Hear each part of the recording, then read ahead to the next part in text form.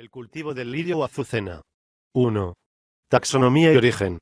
El género Lilium comprende más de 100 especies distribuidas por las regiones templadas del hemisferio boreal. En su mayoría, son originarias de Asia, Europa y Norteamérica. La mayoría de especies del género Lilium se cultivan para flor cortada o para planta en maceta o de jardín.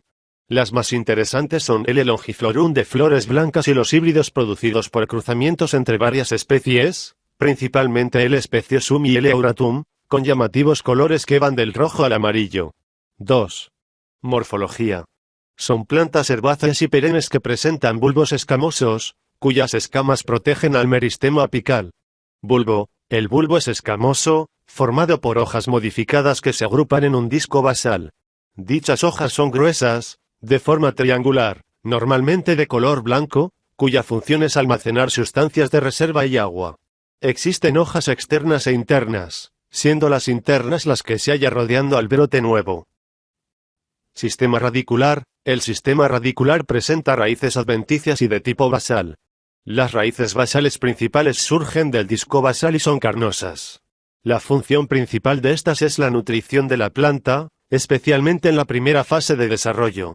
Las raíces adventicias aparecen por encima del bulbo, complementando la función de las raíces basales. Tallo. En el disco basal existe una yema rodeada de escamas, desde la cual brota el tallo. Durante el ciclo de cultivo se forma una nueva yema que dará lugar a la floración del año siguiente.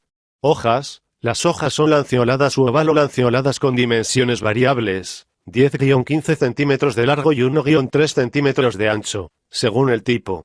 En ocasiones son verticiladas, sésiles o pecioladas y, normalmente, las basales, pubescentes o glabras, dependiendo igualmente del tipo. Son paralelinervias en el sentido de su eje longitudinal y de color generalmente verde intenso. Flores. Se sitúan en el extremo del tallo y son de tamaño grande o muy grande. Sus sépalos y pétalos constituyen un perianteo de 6 tépalos desplegados o curvados, por lo que la flor tiene apariencia de trompeta, turbante o cáliz. Pueden ser erectas o colgantes. En cuanto al color, existe una amplia gama, predominando el blanco, rosa, rojo, amarillo y combinaciones entre estos. Fruto. Es una cápsula trilocular, con dehiscencia loculicida, producida por la nervadura media de la hoja carpelar, independiente, que está provista de numerosas semillas, en torno a 200. La semilla es generalmente plana y alada. 2.1. Particularidades. Entre los lirios más cultivados, destacan principalmente 3 grupos. Híbridos de L. longiflorum tumb, son lirios clásicos de flores blancas con eje horizontal. Este grupo requiere periodos de frío cortos. Existe una gama muy reducida de colores y son muy susceptibles a enfermedades víricas. Los cultivares más conocidos son Bach, Litower, blanco, Zerdazle, Nasville, amarillo, Advantage, naranja. Híbridos de tipo asiático, son lirios de tallo erecto, de 1 metro de altura aproximadamente, muy robustos y con flores con eje vertical de diversas formas y colores. Figuran más de 100 variedades. Los híbridos de semipita son los más conocidos, destacando la variedad Enchantment. Otros cultivares conocidos son Pollyanna, Kansas, Cordelia, Solemio, amarillo, Nelio, Milano, Nerone, rojo, Zazza, Navona, Umbría, blanco, Vermeer, Vivaldi, Chianti, rosado, Compass, Elite, Brunello, naranja. Híbridos de tipo oriental, son lirios de flores grandes con eje vertical de diversa forma. Se caracterizan por emitir un aroma agradable y tolerar menos luz. Presentan una gama reducida de colores y son más susceptibles a enfermedades. Los cultivares más conocidos son Stargazer, rosado oscuro, Casablanca, Siberia, Alma-Ata, Montrachet, Devotion, blanco, rosato, Sorbonne, Bérgamo, Tiber, Miami, Le Reve, rosado. Híbridos longiflorum asiáticos, son lirios obtenidos de hibridaciones entre cultivares longiflorum e híbridos asiáticos. Híbridos longiflorum orientales, híbridos L-O, son lirios obtenidos de hibridaciones entre cultivares longiflorum e híbridos orientales. Híbridos orientales asiáticos, Híbridos o/a son lirios obtenidos a partir de hibridaciones entre híbridos orientales y asiáticos. 3. Requerimientos edafoclimáticos. Al existir una amplia gama de especies y cultivares, los requerimientos del cultivo son diferentes. Temperatura. Durante el desarrollo del sistema radicular, el rango óptimo de temperatura oscila entre 9-14 O superíndice C.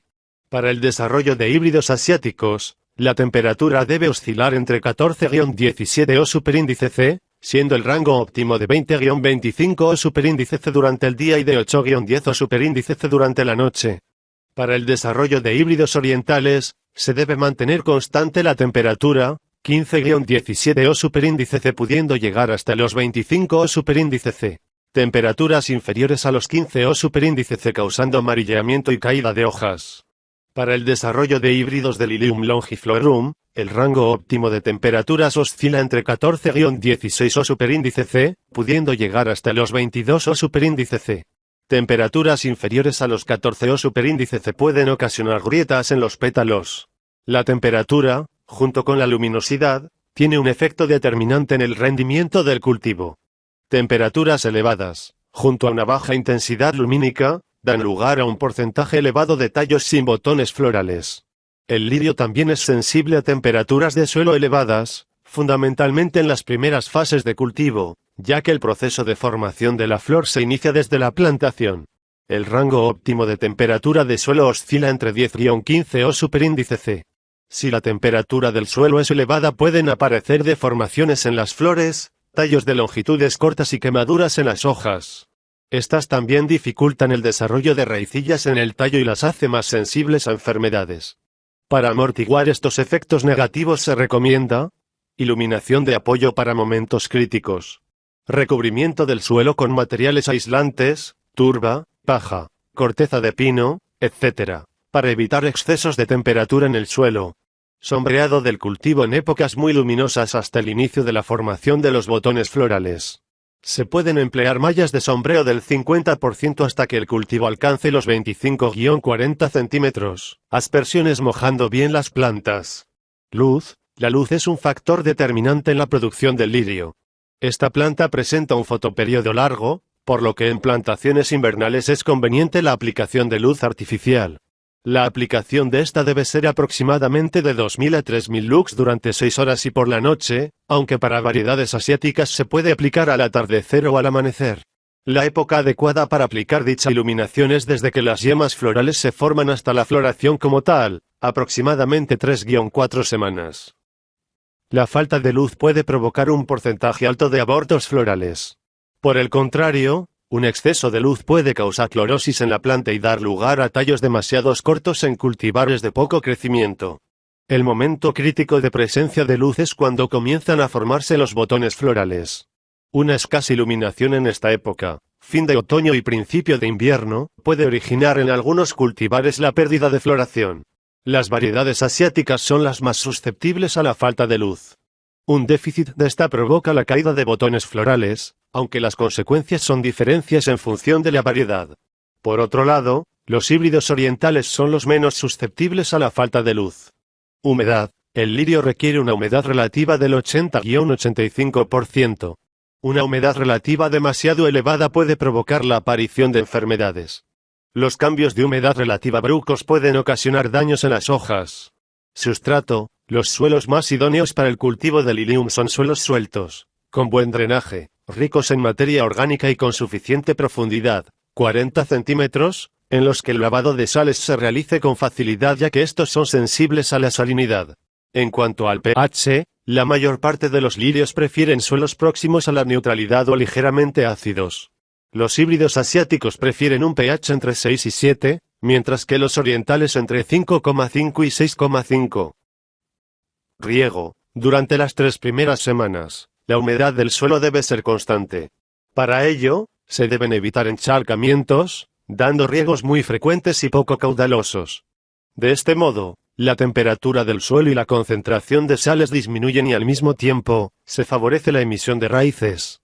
Por otro lado, las 3 semanas previas a la recolección resultan críticas debido a la demanda máxima de agua.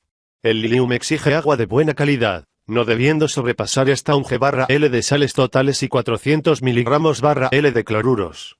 En general, el riego debe ser muy frecuente y en pequeñas dosis, dependiendo de la naturaleza del suelo y de la tasa de evaporación. Se debe realizar a primera hora de la mañana, procurando evitar el mojado del follaje a media tarde, para prevenir así la proliferación de enfermedades. 4. Propagación. Propagación por semilla, se utiliza para la obtención de nuevas variedades. Lo más conveniente es realizar el cruzamiento entre plantas mediante polinización artificial. La temperatura óptima para que tenga lugar la germinación se encuentra en torno a los 20 O superíndice C, aunque el tiempo es variable según la especie.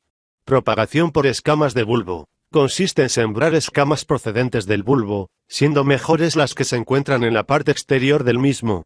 El momento óptimo para extraer el bulbo es cuando las hojas amarillean o bien, cuando el tallo se seca después de la floración. Antes de proceder a la siembra, se deben desinfectar las escamas en una solución fungicida. La siembra se debe realizar en un sustrato poroso y de humedad constante, enterrando las escamas hasta la punta y manteniéndolas a una temperatura de aproximadamente 23 O superíndice C. Cada escama puede dar lugar entre 2-5 bulbillos. Una vez obtenidos los bulbillos, estos deben recibir un tratamiento de frío a 5 O superíndice C durante 6-10 semanas, dependiendo de la especie. Seguidamente, se deben trasplantar. El cultivo de bulbillos, hasta alcanzar tamaño comercial, tarda aproximadamente 2 años. Propagación por bulbillos de las hojas. Consiste en extraer de las plantas madre, los brotes en forma de bulbillos que se forman en la base de las hojas. La formación de estos bulbillos se puede favorecer suprimiendo las flores del tallo antes de su apertura. En primer lugar, los bulbillos se deben sembrar en un sustrato poroso durante unos meses hasta que adquieran el tamaño de una avellana. Seguidamente, se trasplantan a otro sustrato poroso a una profundidad de 4 centímetros y con un marco de plantación de 10x10 centímetros. Aproximadamente, 6 meses después del trasplante tiene lugar la floración. Propagación in vitro. Consiste en el cultivo de meristemos o tejidos en un medio artificial. 5. Técnicas de cultivo. Plantación. La plantación destinada a flor cortada debe programarse con antelación. El objetivo es que, al recepcionar los bulbos, se proceda inmediatamente a su colocación en el terreno. Si no se realiza inmediatamente, los bulbos se podrán conservar hasta 8-10 días en cámaras de refrigeración a temperaturas de 0-2 O superíndice C. Normalmente, existen 2 épocas de plantación. 1. Plantaciones de septiembre a noviembre, buscando la producción invernal y huyendo de las elevadas temperaturas del verano y 2. Plantaciones de enero a marzo, de cara a la producción de primavera-verano. Las densidades de plantación dependen del tipo de lirio a cultivar, del calibre del bulbo y del momento de plantación. En épocas de menor luminosidad se deben emplear densidades menores que en épocas de mayor luminosidad. En general, pueden utilizarse 80 bulbos/OM2 para calibre 10-12 centímetros, 60-70 bulbos/OM2 para calibres 12-14 centímetros y 50-60 bulbos/OM2 para calibres 14-16 centímetros. Se deben realizar caballones de 1-1,10 metros de ancho, dejando pasillos de 0,5 metros entre los mismos. La profundidad de plantación está muy relacionada con la facultad que poseen algunos híbridos de emitir raíces de tallo. Para plantaciones invernales, la profundidad adecuada es de unos 8 centímetros, mientras que para plantaciones de verano de 10-12 centímetros. Antes de proceder a la siembra, es importante realizar la desinfección de los bulbos, sumergiéndolos en una solución preparada. Además, esta inmersión, a la vez que desinfecta los bulbos, también los hidrata. En la plantación de lirios para maceta, normalmente se suelen utilizar macetas de 14x15 centímetros. El número de bulbos por maceta depende del calibre de los mismos, aunque normalmente se suelen colocar 3 bulbos de calibre 10-12 centímetros por maceta. En tutorado, se realiza principalmente para que los tallos crezcan de forma guiada. Normalmente, se utilizan mallas de nylon de 12,5x12,5 centímetros o 15x15 centímetros. Se debe colocar una sola malla, la cual se irá elevando a medida que el cultivo crece. Si los lirios se cultivan en maceta, esta labor no se realiza. Fertilización. La fertilización se debe realizar en base a un análisis de suelo previo, atendiendo especialmente a la salinidad y al pH. Para el abonado de suelos pesados, arcillosos o similares, se recomienda aportar 1,5 metros cúbicos de turba por cada 100 metros cuadrados de suelo. Por el contrario, si el suelo es fresco y ligero, con pequeño poder de retención, se añadirá entre 1-1,5 metros cúbicos de estiércol por cada 100 metros cuadrados de suelo. El modo de fertilizar más recomendado consiste en alternar riegos con nitrato cálcico, 0,7 g/L, con otros de un abono equilibrado 3, 1, 2, a razón de unas 150 ppm. Todo ello a partir de la cuarta semana de plantación. El nivel de sales en el sustrato debe vigilarse, procurando que la conductividad eléctrica del extracto saturado, CS, no sobrepase los 1,5 ds/m. Eliminación de malas hierbas. Las malas hierbas pueden causar problemas importantes durante el ciclo de cultivo. Para ello, es aconsejable realizar descarga química durante las primeras fases de crecimiento, cuando la planta no ha desplegado aún sus hojas. 6. Plagas y enfermedades. 6.1. Plagas. Crioceris merdigera o Lilioceris lili, se tratan de insectos coleópteros, cuyas larvas y adultos provocan daños hojas y botones florales al alimentarse de ellos. Para el control de esta plaga, se recomienda realizar tratamientos químicos con productos a base de piretroides. Pulgones, Myzus persicae, Apis gossypii, Apis fabae, es una de las plagas más frecuentes en invernaderos. Los daños producidos pueden ser directos o indirectos.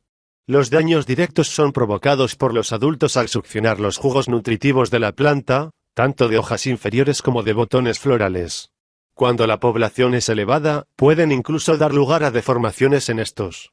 Por otro lado, los pulgones son transmisores de virus, por lo que provocan también daños de forma indirecta. El control biológico de esta plaga se realiza mediante la suelta de depredadores como Coccinella septempunctata Ixrisopa o parásitos como Apelimus mali.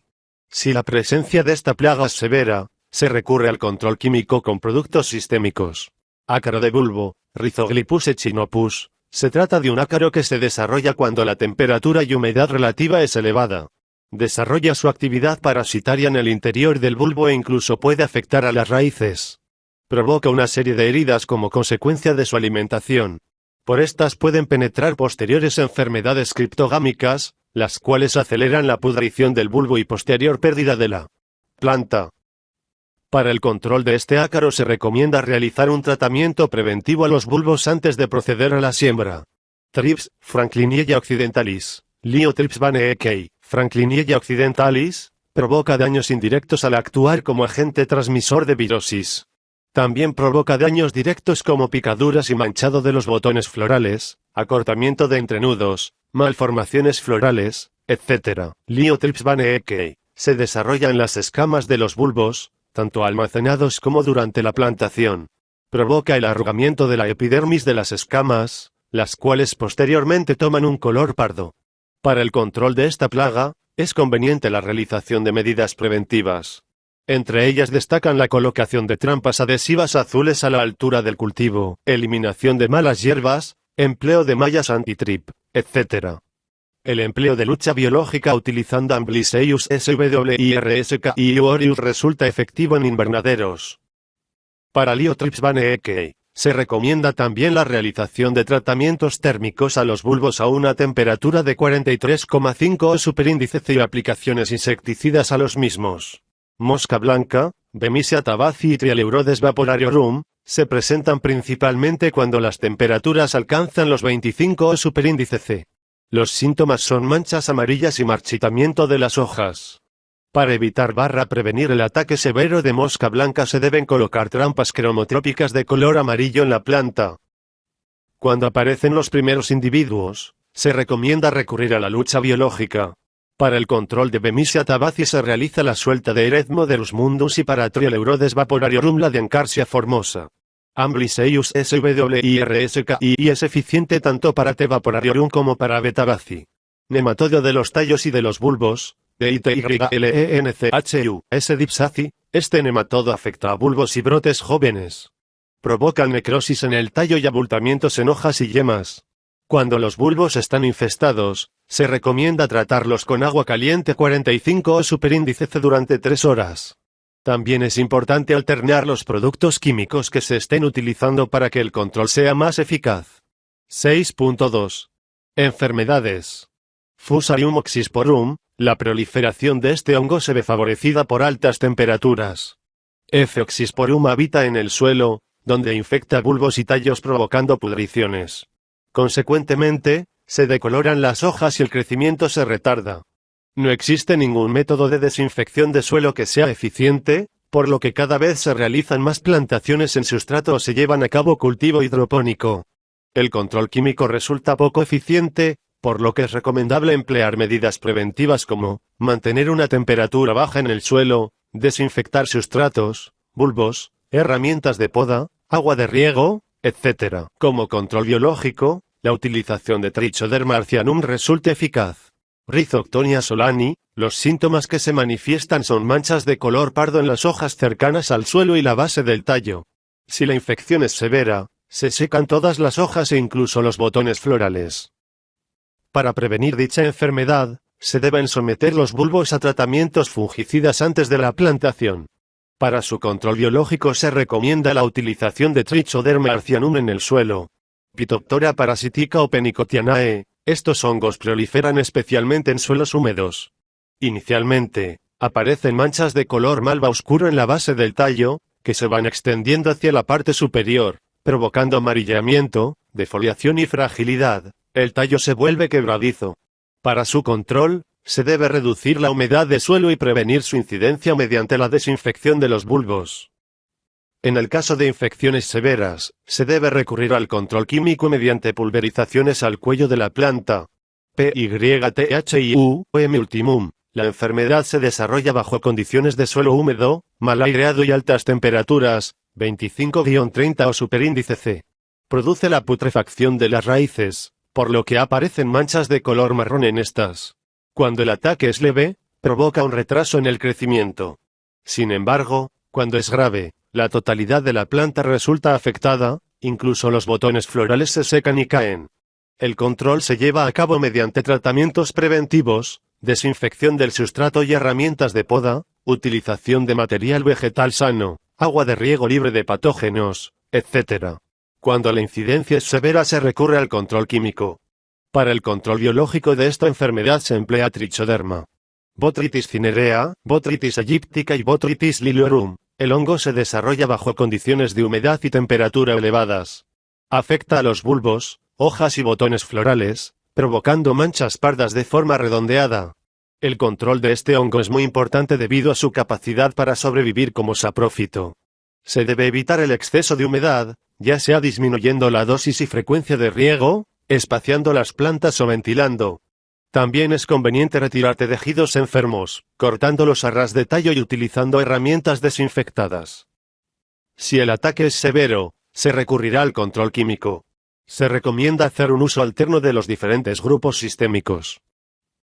Virus de las manchas necróticas de la azucena o Lili SYMTOMLESS Carlavirus, LSV, es una de las enfermedades más graves del lirio. Los síntomas foliares se manifiestan como manchas cloróticas, alargadas paralelamente a las nerviaciones y que progresivamente se necrosan. Las hojas se enrollan formando una especie de roseta y las flores deformadas, de pequeño tamaño, difícilmente se abren. Se ha demostrado que esta enfermedad procede de una infección mixta por dos virus. Generalmente el LSV, si está solo, se encuentra latente en muchos cultivares.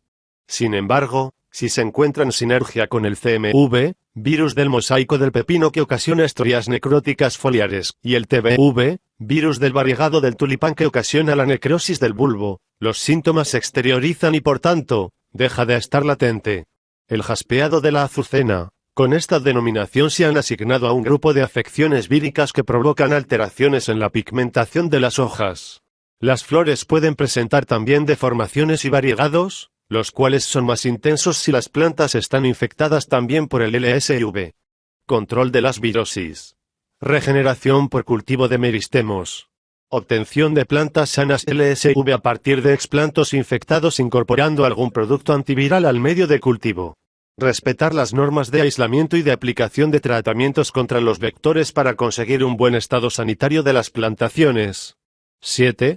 Fisiopatías. Quemadura de las hojas, también llamada leaf scorch, produce manchas de color blanco grisáceas en las hojas. las cuales posteriormente se vuelven marrones y pueden aparecer también en el tallo. Esta fisiopatía aparece en plantas que por distintas causas, salinidad, textura inadecuada, asfixia, alta temperatura del suelo, etc., no han desarrollado un buen sistema radicular, existiendo un desequilibrio de la planta entre la parte aérea y la subterránea. La incidencia de esta alteración depende de la sensibilidad del híbrido cultivado. Son sensibles Sterling Star, Pirate, Lady Killer, Medallón, Golden Melody y Stargazer. Para aminorar los efectos de esta alteración se aconseja evitar el crecimiento demasiado rápido, control de la temperatura del invernadero, evitar evaporaciones rápidas, sombreo, aspersiones, ventilación, etc. Plantar con terreno fresco y en sazón. Para híbridos sensibles, utilizar bulbos de poco calibre, ya que los de mayor calibre son más susceptibles a esta fisiopatía. Lucha contra plagas y enfermedades de suelo. A codo de los ápices del tallo, se producen plantas jóvenes con alturas entre 35-65 centímetros y en la proximidad del hampa floral.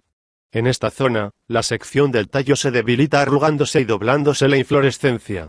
Se producen cultivos localizados en parajes húmedos, sombríos y con bajas temperaturas. Aborto de flores. Puede deberse a la falta de luz en estadios jóvenes de crecimiento y también por estrés hídrico. El exceso de salinidad y flúor puede causar quemaduras en las hojas, acortamiento de la vara floral y reducción del tamaño de los botones. Deficiencia de hierro. Los síntomas se manifiestan en hojas jóvenes.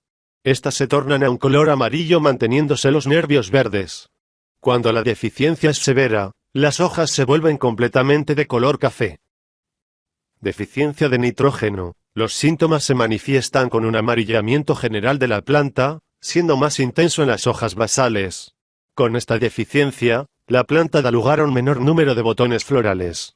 Deficiencia de manganeso. Los síntomas se manifiestan en las hojas jóvenes cuando el nervio adquiere color amarillento y el entrenervio se mantiene verde. Se observa preferentemente en las variedades orientales bajo condiciones de suelo alcalino. 8. Cosecha, postcosecha y conservación. El momento óptimo para recolectar la flor es antes de la apertura de los botones florales y cuando los 2-3 primeros empiezan a colorear. El corte se debe efectuar por la base del tallo floral a unos 2 centímetros del cuello. La anticipación al momento óptimo de recolección puede llevar consigo que los botones florales no finalicen su desarrollo completo y por tanto, que el porcentaje de botones abiertos sea menor. El retrasar la recolección provoca un mayor número de flores abiertas que desprenden polen y pueden mancharse entre sí. Además, al ser una flor grande y delicada, sufre bastante durante la manipulación y transporte. Tras la recolección se deben seguir una serie de pasos que aseguren la adecuada conservación y comercialización de la flor. Es preciso realizar una limpieza de las hojas basales del tallo hasta una altura de unos 10 centímetros, pasa así disminuir la transpiración, mejorar la facilidad de absorción y la presentación del ramo acabado. Los lirios se deben colocar en una cámara frigorífica con agua limpia. Se recomienda añadir al agua una solución preservante. El tratamiento se lleva a cabo a una temperatura de 2-3 grados Celsius, durante 4-48 horas. De esta forma, la vida útil de la flor aumenta. Si los lirios poseen una elevada humedad, se pueden almacenar en seco en la cámara frigorífica, aunque es preferible mantenerlos en agua limpia.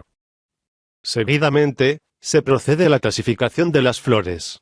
Los parámetros de calidad que normalmente se consideran son longitud de tallo, número de botones florales, longitud del botón floral y firmeza del tallo. Una de las clasificaciones más utilizadas es Extra, longitud 60 centímetros con 4 flores por tallo o más. Primera, longitud 50 centímetros con 3 flores por tallo. Segunda, longitud 40 centímetros con 2 flores por tallo. Una vez clasificadas se empaquetan en cajas de cartón de dimensiones 1x0,4x0,2 metros, las cuales poseen aberturas u orificios de ventilación para la evacuación de etileno. En estas cajas pueden colocarse 300 unidades extra, 400 unidades de primera y 500 unidades de segunda. El transporte se lleva a cabo en camiones frigoríficos. 9. Recolección de bulbos. El momento óptimo de recolección de bulbos es cuando las hojas se han secado completamente tras realizar el corte de las flores. Después de la recolección, Se procede a la clasificación en función del calibre. El calibre de los bulbos se obtiene en centímetros midiendo el perímetro de su parte más ancha. Asimismo, los bulbos se clasifican en calibres de menos de 8 centímetros, 10 doceavos, 12 catorceavos, 14 dieciseisavos, y mayores, siendo los calibres de mayor perímetro los de mejor calidad. Esta clasificación se puede realizar con maquinaria especializada o manualmente, utilizando plantillas especiales para dicha labor. Antes de proceder al embalaje, se deben realizar tratamientos preventivos de desinfección. Para el embalaje, se suelen utilizar cajas plásticas perforadas, en cuyo interior debe colocarse turba o serrín, procurando cubrir el fondo de esta y tapar los bulbos con una fina capa de turba. Con el fin de favorecer la ventilación en el interior de la caja, se debe dejar un espacio de 3-5 centímetros respecto a los bordes de la caja. Finalmente, las cajas se han de almacenar en cámaras frigoríficas a -2 grados Celsius, para variedades asiáticas y -1,5 grados Celsius, para orientales. La humedad relativa debe encontrarse en torno al 90% ya que los bulbos son sensibles a la desecación. De esta manera, se pueden conservar de 8-12 meses. Es importante mantener la temperatura del congelador constante, pues temperaturas inferiores a las indicadas pueden causar daños por congelación, y temperaturas superiores dar lugar a la brotación.